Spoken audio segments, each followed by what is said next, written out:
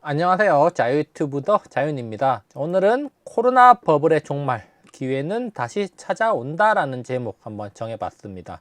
한국 증시 코로나 이전 수준까지 떨어지면서 많은 사람들에게 좌절을 안겨주고 있습니다. 투자자로서 그렇다면 우리가 여기서 포기할 것인가?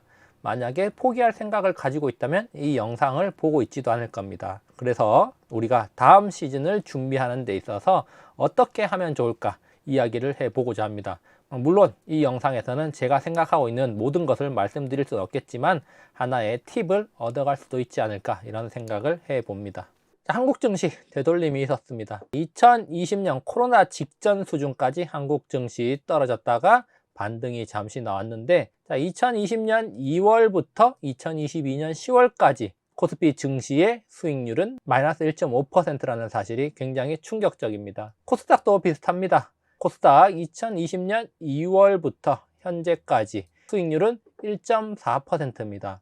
그것도 최근에 반등이 나오면서 수익률 플러스 수익률로 겨우 만들었습니다. 여기 그래프로 보면은 2020년 고점 대비해서는 아직도 마이너스인 것처럼 보이죠. 그만큼 한국 증시 많이 하락했다는 건데 개별 주식 중에는 더 많이 내린 것들이 많겠죠.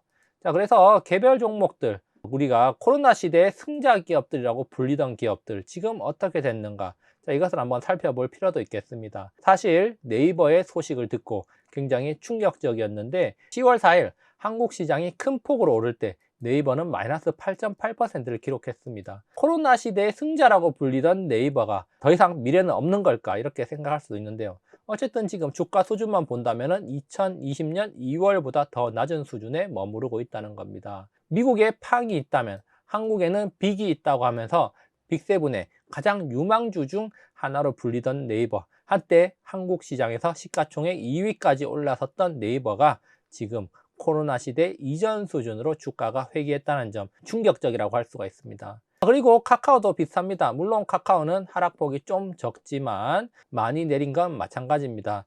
그래서 현재 카카오 코로나 시대 이전 수준까지는 오지 않았지만 굉장히 많이 내리면서 코로나 시대 직후에 5월달 수준까지 지금 내려온 거 확인할 수 있고요. 그리고 빅세븐의 또 한 축이었던 NC소프트 같은 경우는 더욱더 충격적입니다. NC소프트는 일찌감치 2020년 2월 코로나 직전 수준을 일찌감치 하회했고요. 지금은 주가가 2018년도 수준에 머물러 있습니다. 지금 4년 전 주가로 회귀를 했다는 거죠. 코로나 시대 수혜주라고 불렸는데 그런 NC소프트가 지금 2018년도 수준의 주가가 머물러 있다는 점은 충격적이지 않을 수가 없습니다. 그만큼 미래 성장성에 대해 부정적인 평가가 많다는 것일 거고 게임 산업이 그만큼 녹록지 않다는 이야기도 되겠죠. 그리고 셀트리온, 우리나라 제약주로서 굉장히 촉망받는 기업이었지만 지금 주가 수준은 2020년 코로나로 인해서 주가가 폭등하기 이전 수준에 머물러 있는 거 확인할 수 있고요. 그나마 삼성바이오로직스 같은 경우는 지금 2020년 9월 수준에 머물러 있기도 합니다. 물론 많이 오르지는 않았지만 낙폭은 많이 없이 횡보 조정만 한 2년 정도 하고 있다는 점 확인할 수 있고요. 그리고 주가 수준은 코로나 직전 수준보다는 좀 높은 수준을 유지하고 있습니다. 그리고 삼성 SDI입니다. 2차전지 관련주죠.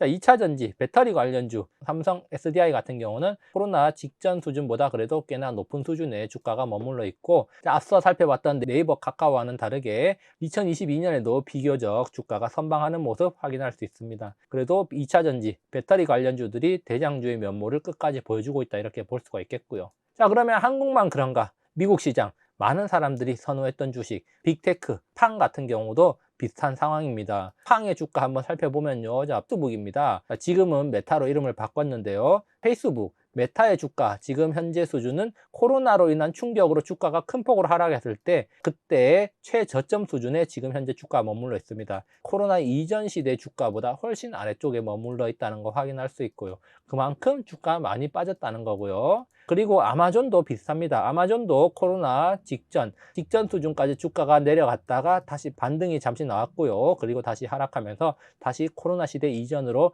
회귀하려는 그런 모습 보여주고 있고, 넷플릭스는 더 말할 것도 없습니다. 넷플릭스는 코로나 시대 때 굉장히 많이 올랐습니다. 그쵸? 한 3배 정도 올랐다가 코로나 시대 이전 수준을 회귀했고, 그리고 또 충격을 받으면서 지금 주가 2019년 수준에 머물러 있습니다.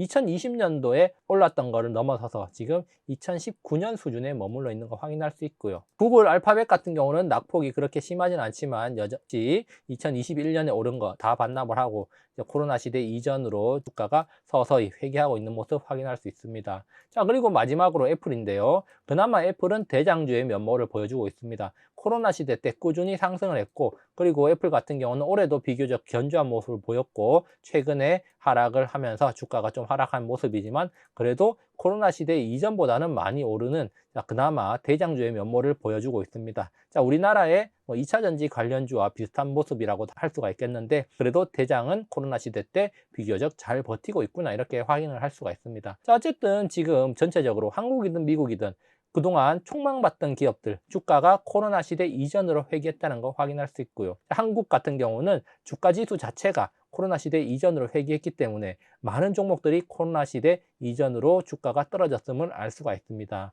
그렇다면 빅테크의 미래가 암울한가? 그건 아니라는 거죠. 미래는 굉장히 창창합니다. 그렇지만 주가가 그렇지 못할 뿐이라는 거죠. 자, 그래서 코로나 시대 이전으로 회귀한 종목들 앞서 살펴봤고, 그리고 나머지 기업들도 조금씩 반납 중이죠. 자, 마지막 주도주, 대장주를 제외하고는 대체적으로 지난 2년 동안의 상승폭을 반납했다. 자, 그래서 저는 이런 현상을 두고 코로나 시대의 종말이라고 이야기하고 있고, 자, 그리고 코로나 시대의 종말과 함께 코로나 돈 파티도 종말을 고하고 있구나, 이렇게 보고 있습니다. 그래서 아직 거품이 다 빠졌다고 보기는 힘들고요. 개인적으로는 거품이 더 빠질 가능성을 좀 더 높게 보고 있습니다. 자, 그러면은 우리가 지금 무엇을 해야 되는가? 바로 다음 시즌을 준비를 해야겠죠. 지금은 다음 시즌을 준비해야 될 때지 뭔가 바로 반등이 나와서 다시 코로나 시대처럼 버블이 일어날 거다, 이렇게 기대를 하면 안 됩니다. 항상 모든 곳에는 때가 있고 시기가 있고 주기라는 게 있죠. 지금은 다음 시기를 준비해야 될 때다, 저는 이렇게 생각을 합니다. 자, 그러면 사람들이 저한테 이렇게 많이 물어보더라고요. 제가 이제 특강을 나가거나 어디 가거나 또 이야기를 할 때 다음 시즌을 준비해야 될 때다, 이런 이야기를 하면은 직접적으로 이렇게 물어보는 겁니다. 다음 시즌이 오긴 옵니까? 언제 옵니까? 내 생에 오는 거 맞습니까? 이런 식으로 많이 물어본다는 거죠. 그래서 저는 이런 이야기를 들려주고 싶습니다. 바로 이제 윌리엄 오닐의 이야기인데요. 용기를 갖고 긍정적인 시각을 버리지 말고 절대 포기하지 말라. 성공할 수 있는 기회는 또다시 찾아온다. 기회를 잡을 수 있도록 스스로 준비하고 공부하고 배우라. 꾸준히 열심히 노력하면 무엇이든 가능하다. 당신은 할 수 있다.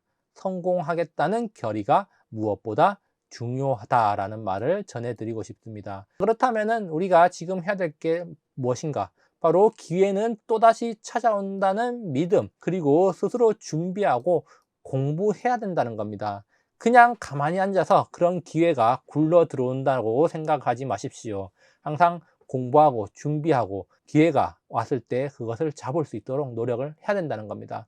자, 이렇게 하기 위해서는 바로 성공하겠다는 결의가 중요하겠죠. 그렇기 때문에 마음가짐을 새롭게 하면서 기회를 포착하기 위해서 노력을 해야 된다는 거고요. 그렇다면 기회는 어디서 찾을 수 있을까요? 오지 않은 미래, 저도 정확히 알 수는 없습니다. 그렇지만 앞선 뉴스 기사 타이틀이 있었죠. 미국에 팡이 있다면 한국엔 빅이 있다라는 뉴스 기사였습니다. 여기서 한 가지 팁을 얻을 수 있지 않을까, 이렇게 생각을 해봅니다. 물론 이 기사는 2020년 6월에 나온 뉴스 기사이기 때문에 우리가 이 기사의 내용을 그대로 참고해서 투자를 하면 안 될 것입니다. 빅을 사라는 이야기가 아닙니다. 자, 이 뉴스 기사에서 어떤 포인트를 우리가 잡아내야 되냐? 바로 이 내용입니다. 시장이 급변하면 새로운 주도주가 등장한다. 바이오 배터리 인터넷 게임 업종 대표주 빅세븐은 무형자산과 새로운 흐름에 올라타며 주류로 올라서고 있다라는 내용입니다. 그래서 여기서 놓치지 말아야 될 부분, 시장이 급변하면서 새로운 주도주가 등장한다는 내용입니다. 자, 앞으로 다가올 새로운 시즌에는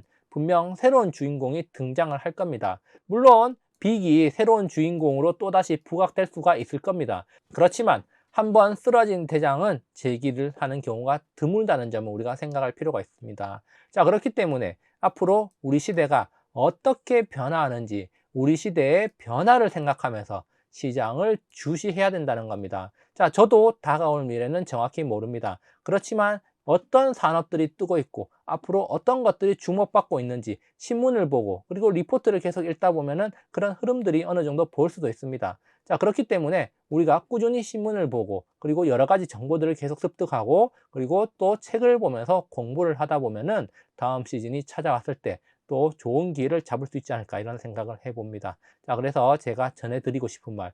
자, 우리는 지금 포기하지 않고 시장에 꿋꿋하게 남아있는 사람들입니다. 그렇기 때문에 다음 시즌을 위해서 공부하고 다음 시즌은 어떤 것들이 새롭게 부각될 것인가 이런 것들을 한번 생각해 보면서 장기적인 투자 계획을 세워보는 거 매우 중요할 것 같습니다. 자, 오늘 여기까지 감상해 주셔서 감사하고요. 항상 즐거운 하루 보내시기 바랍니다. 감사합니다.